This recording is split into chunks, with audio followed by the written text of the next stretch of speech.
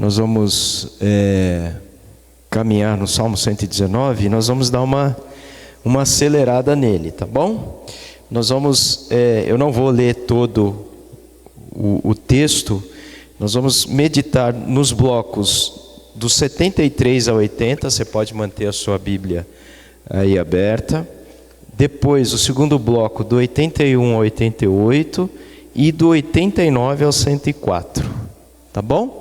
Então, o Salmo 119, ele é um salmo de estrofes, né, de letras. Eu já falei que são 22 letras do alfabeto hebraico, mas são estrofes que ele tem nestas 22 letras espalhadas nesses blocos de 22 letras. E aqui nesse bloco, hoje, que nós vamos ver dos 73 até ao 104, o salmista, ele fala, ele reflete sobre a dependência de Deus entre os assuntos, né? Em meio às adversidades. Ele expressa a confiança na fidelidade de Deus e o valor precioso, inestimável, incalculável que ele tem na Escritura, na palavra de Deus. Então, estes três blocos, né, do 73 ao 80, vai falar sobre a confiança no Criador. Do 81 ao 88, ele fala das adversidades e que em meio às provações, Deus provê livramento aos seus fiéis. E no último bloco, do 89 ao 104, ele fala da alegria e a perseverança que nós devemos ter na palavra de Deus, tá bom? Então, eu queria brevemente pensar com vocês nesses três blocos. Como é que a gente pode sair daqui? E eu queria desafiar vocês, que você lesse depois esses salmos, né, esses versículos do 73 ao 104, e o que ele pode acrescentar no seu entendimento da palavra de Deus, sobre como confiar em Deus, sobre como enfrentar as adversidades, ter sabedoria para enfrentar as adversidades. Como é que a gente pode praticar e viver esses salmos? Sabem que às vezes as pessoas costumam dizer, né, ou dar desculpas de que não tem tempo para ler a palavra de Deus. Mas se você pegar todo dia um salmo ou um bloco do salmo para ler, é uma devocional tremenda para a sua vida. Você vai aprender muito, mas não leia aquela leitura que parece uma leitura dinâmica, né? Leia, ore, reflita e busque o versículo-chave, aquele que mais tocou na sua vida, e procure praticá-lo, ou falar: Senhor, o que o Senhor quer que eu faça na minha vida com este aprendizado, tá bom? Então, eu queria... No primeiro bloco, de 73 a 80, a Maria leu 2 versos. Eu vou ler o 73. O 73 ele é na NVT, tá, ô Rafa, por favor. Tu me fizeste, tu me formaste. Dá-me entendimento para aprender teus mandamentos. Então, o salmista aqui está reconhecendo que Deus é o Criador de todas as coisas. E foi Ele quem criou.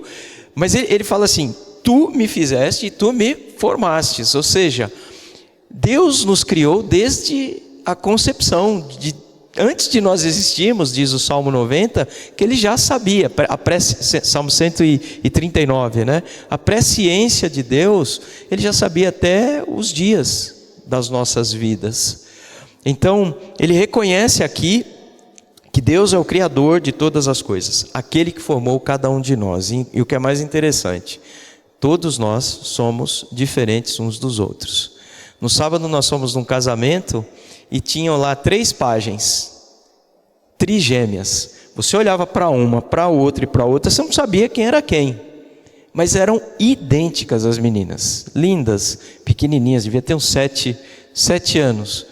Mas idênticas, mas só na aparência, porque na personalidade, cada uma delas tinha a sua personalidade. Então Deus nos criou de forma diferente, e na igreja nós encontramos pessoas de todo tipo de personalidade, os mais calmos, aqueles mais agitados, os mais ansiosos, aqueles mais comedidos, né? Os mais exaltados, aqueles mais introspectos, né? Então, são pessoas, e isso que é o interessante no reino de Deus, é a diversidade, a diversidade no meio do corpo de Cristo, que precisa ser um só.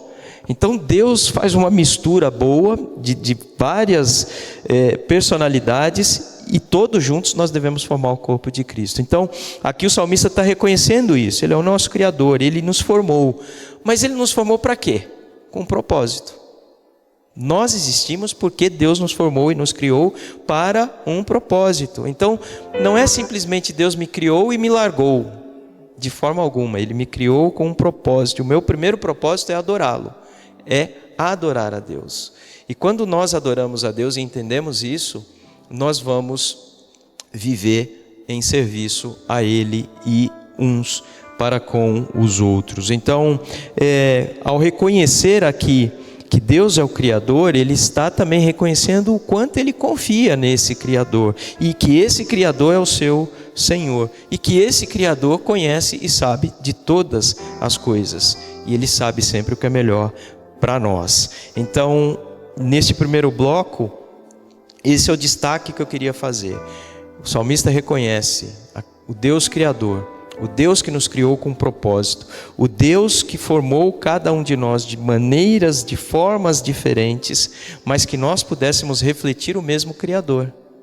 Então, quando nós, do nosso jeito, da nossa maneira de ser, nós temos que falar a mesma língua quando damos testemunho sobre a pessoa de Jesus, sobre o Deus a quem nós servimos. Segundo destaque, vai do 81 ao 88, é o segundo bloco. Eu vou ler o versículo 81. Estou exausto de tanto esperar por teu livramento, mas depositei minha esperança em tua palavra. Você já esteve cansado diante de uma situação ou de um problema que você já enfrentou, de tanto orar e Deus não te responder?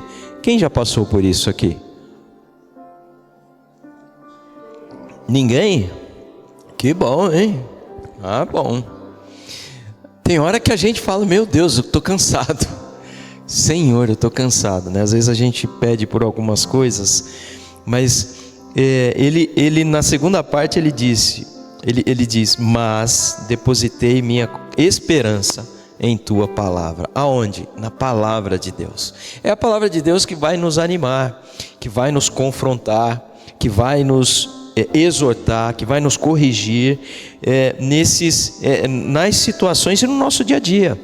Por isso que é importante nós nos alimentarmos diariamente da palavra de Deus. Nos domingos nós estamos estudando sobre espiritualidade olímpica. Um atleta, ele precisa todos os dias praticar, treinar no seu esporte, com as suas habilidades, para que ele possa, no momento da prova, ele se sair bem, ele tem um bom desempenho. Assim deve ser o crente. O Sandoval, no pedido de oração dele, ele falou assim: às vezes a gente espera que às vezes o pastor ensina, mas não adianta o pastor ensinar se você não lê a Bíblia. E hoje nós estamos vivendo um evangelho em que as pessoas querem tudo mastigado, como se fosse o passarinho que vai botar e vomitar na boca do filhote o alimento. Não.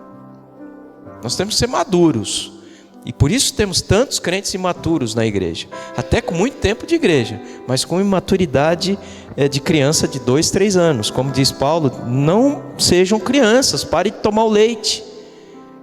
Mas como é que eu vou parar de tomar leite? Não é? Eu tenho que me alimentar, e a cada fase a alimentação vai trocando, até que eu tenha condições de ter alimento sólido na minha vida. Para quê? Para poder ter sabedoria, para poder, diante da crise, da adversidade, eu depositar em Deus a minha confiança. É fácil? Não é. Tem hora que a gente pensa em largar tudo, jogar tudo para o alto e esquecer que Deus existe, porque as coisas não acontecem. Mas aí vem esta palavra do salmista para dizer: depositei a minha esperança, a minha confiança, porque a esperança em Deus, ela não morre, ela não cessa. É uma esperança, não uma possibilidade. A esperança que nós temos em Deus é a certeza de que Ele virá. em nosso auxílio, em nosso resgate. Então nesse bloco, nesse trecho, o salmista expressa um profundo clamor pela libertação das situações, das provações que ele passa na vida. E nós somos provados diariamente. Nós passamos por muitas provações. O salmista declara que, seguindo os versículos, que diante da dor, diante da perseguição, ainda assim, ele permanece esperançoso no seu Deus. E a esperança que ele tem em Deus não é uma esperança vazia, é uma esperança concreta, porque ele confia, ainda que a figueira não floresça, não haja fruto na vide, o produto da oliveira minta, todavia eu confiarei, me alegrarei no Senhor. Então percebam que este trecho, o salmista está nos chamando para os momentos difíceis e se nós fizermos um comparativo da nossa vida, nós temos muitos momentos difíceis que nós lutamos, que nós enfrentamos, mas em todos esses momentos Deus se manifestou. Mas a gente esquece disso.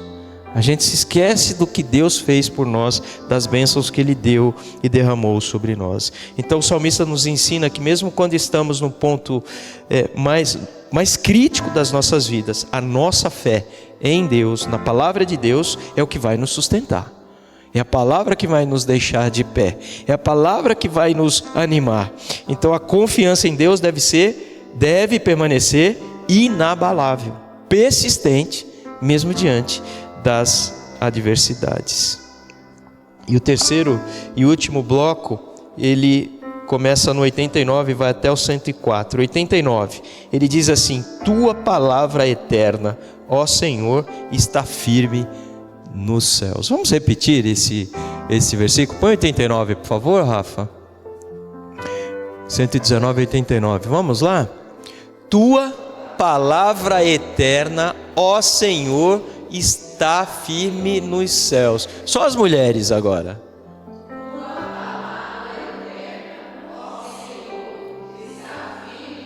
Os homens. Tua palavra eterna, ó Senhor, está firme nos céus. O que é eterno? Não. Algo que não tem fim é algo que teve começo. Então ele não tem começo nem fim. Não é verdade? Então o que é eterno? É eterno. O Sandoval comentou esses dias que ele foi ver no dicionário a palavra eterno. O dicionário diz assim: eterno significa o ser igual a Deus, ou ser o próprio Deus. Porque esse atributo só Deus tem. Deus é eterno. Então Deus não tem começo nem fim, Ele sempre existiu. Ele é atemporal, Ele está fora do tempo. Quando nós estudamos teologia, nós aprendemos isso. Deus está fora do tempo. O tempo existe porque Deus criou o tempo, e não Deus existe por causa do tempo, né?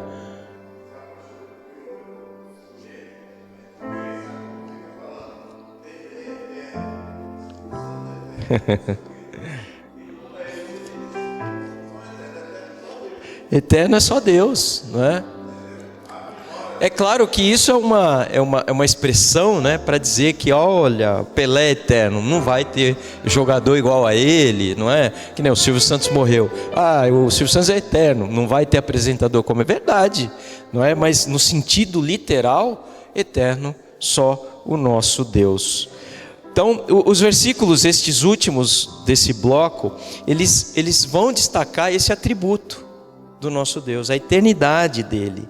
E se o salmista está dizendo que a palavra de Deus é eterna, é porque ele é a palavra. Pela palavra tudo começou a existir. Disse Deus: haja céu, haja luz, haja divisão de terra com água. Então a palavra de Deus, ela é eterna, e o nosso Deus é eterno. E por isso o salmista vai encontrar razões para confiar nesse Deus, para depositar a sua esperança nesse Deus. Ele compreende que a palavra de Deus, ela é, além de ser eterna, ela é imutável. A palavra de Deus não muda. A palavra de Deus, ela é palavra dele para nós, e hoje nós temos na Bíblia a palavra escrita, mas Deus, quando diz algo, ele não volta atrás. Às vezes há expressões na Bíblia, né, que Deus se arrependeu disso, não no sentido de que Deus cometeu um erro, não é? Mas é uma figura de linguagem para nós entendermos que quando Deus estava para acabar com Nínive, por exemplo, ele se arrepende. Por quê? Nínive se arrependeu. Então não é que Deus ia cometer um erro. Jonas pregou, o povo se converteu, então Deus simplesmente falou, já que ele se converteu, então qual razão eu tenho para acabar com aquele povo, não é? Exato. E aí... Então entendam que a palavra de Deus, ela é imutável, e por ser imutável ela é poderosa, e ela deve ser a base, o alicerce que nós temos para construir a nossa vida. É como a parábola das duas casas, não é? Uma é alicerçada na areia e outra na rocha. A palavra de Deus é uma rocha para nós, então é nela que nós devemos fundamentar nossa fé e a nossa vida cristã. E finalmente, a alegria do salmista é resultado de sua dedicação. E aqui que é o ponto. As pessoas às vezes andam tristes, abatidas, desanimadas na igreja. Deus não me ouve, Deus não faz isso, Deus esqueceu de mim. Mas somos tão dedicados ao Senhor mesmo quando estamos passando por crises? A tendência natural das pessoas é, diante de uma crise, chegar e eu vou deixar meu ministério. Eu não vou mais servir na igreja. Botam Jesus na cruz de novo. É a primeira atitude. É a primeira atitude. Nós precisamos confiar em Deus. Será que quando Cristo estava nos últimos dias, nos últimos momentos de vida dele, imagine se ele falasse assim: esse sofrimento vai ser muito pesado, meu pai, eu vou largar tudo e vou voltar para o céu. Imagina se ele faz isso. A gente não ia ter salvação. Às vezes a gente vê as pessoas tão dedicadas na igreja e de repente aquela luz, aquele brilho se apaga. Claro, os problemas vêm sobre nós e é bíblico que eles virão. Mas às vezes Deus está te fazendo passar por uma situação para ver se você é cascudo ou não. O Senhor precisa de crentes cascudos, não melindres, casquinhas de ovo. Por isso nós precisamos meditar na sua palavra, ter fé na palavra dele. Então a alegria do salmista é resultado de sua dedicação e obediência contínua à palavra de Deus. Porque obedecendo a palavra de Deus, você vai ter sabedoria, você vai ter entendimento por tudo que você passar e em tudo que você enfrentar aqui na terra. Portanto, eu queria fechar aqui. A verdadeira sabedoria, segurança, elas vêm de uma vida fundamentada única e exclusivamente na palavra de Deus. Não há outro meio a não ser na palavra de Deus, porque ela é nosso guia, ela é a nossa luz, é ela quem vai nos orientar em todas as situações, mas é ela que vai ativar a nossa fé em Deus, é ela que vai nos fazer confiar no Senhor, confiar na sua bondade, na sua misericórdia, no seu amor, na sua graça, mas também na sua justiça e também na fidelidade do Senhor para todos nós. Portanto, nesses 3 blocos, nós vimos que o salmista, ele tem confiança no Criador. Ele reconhece que somos obra das mãos de Deus e nós devemos buscar nele o entendimento, a prática dos seus ensinamentos, dos seus mandamentos. Nós vimos que nós, em meio às nossas dificuldades, em meio às nossas provações, nós precisamos sempre clamar ao Senhor. Não, jamais deixar de clamar ao Senhor. Sermos persistentes, porque Ele é a nossa esperança. E a nossa esperança deve estar sempre piscando, alerta nos nossos corações e nas nossas mentes, porque esta esperança está firmada na palavra de Deus. E finalmente, nós precisamos ter a alegria e perseverarmos na palavra de Deus. No livro de Atos capítulo 2, nos versículos 41 em diante, o Lucas escreveu que os discípulos perseveravam no ensino da palavra, da oração, da comunhão, no partir do pão. E no versículo 47 ele declara: e por isso todos os dias o Senhor acrescentava, aumentava o número de discípulos, porque os discípulos que eram perseverantes na doutrina dos apóstolos, no ensino, na oração, eles produziam outros discípulos para o reino de Deus. O que a gente pode então ter como uma aplicação para as nossas vidas através desses salmos? Este salmo, este bloco do Salmo 119, ele nos desafia a refletir sobre como nós temos confiado em Deus, em meio às nossas adversidades. Nós devemos lembrar que fomos criados, mas não simplesmente para existirmos do nosso jeito, da nossa maneira. Não, nós temos um propósito. E o nosso propósito é nos voltarmos ao Criador em adoração. E que a sabedoria vem do Senhor para vivermos de acordo com a sua palavra. Mesmo nos momentos de maior dificuldade, nós podemos encontrar a esperança, a alegria ao meditar e ao obedecer a sua palavra, que é mandamento para todos nós. Que Deus possa nos abençoar, que Deus possa nos fortalecer. Eu não sei, eu ouvindo todos os pedidos, a grande maioria foi sobre saúde, sobre problemas de saúde de pessoas da família ou de pessoas conhecidas, outras pedindo por família. Que Deus dê livramento, que Deus dê entendimento, sabedoria, que Deus nos guarde.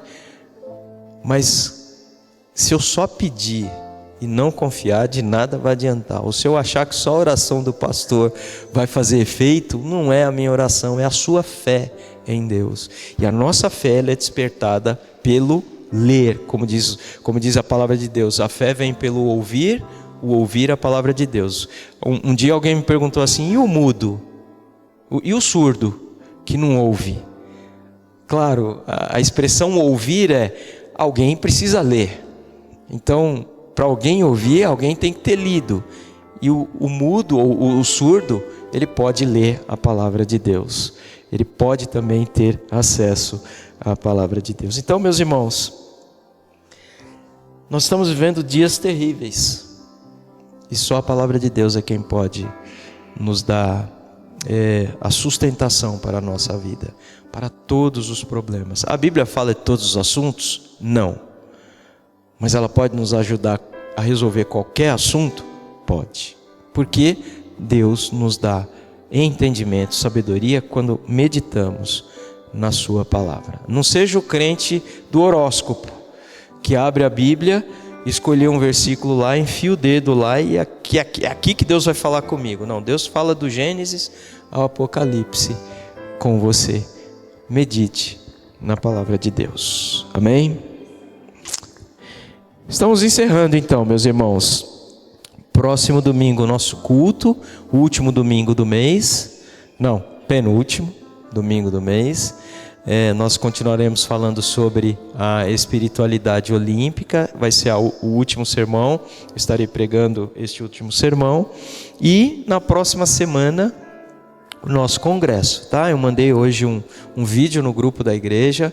Então, os líderes, vou repetir o que eu disse no domingo, no último domingo que eu estive. Eu sou o técnico do time da Nova Sião. eu convoquei todos os líderes, como se fosse uma eliminatória de Copa do Mundo. Todos devem participar do congresso, tá bom? Por quê? Porque são os líderes que pastoreiam com o pastor e que estão nesta visão de igreja multiplicadora.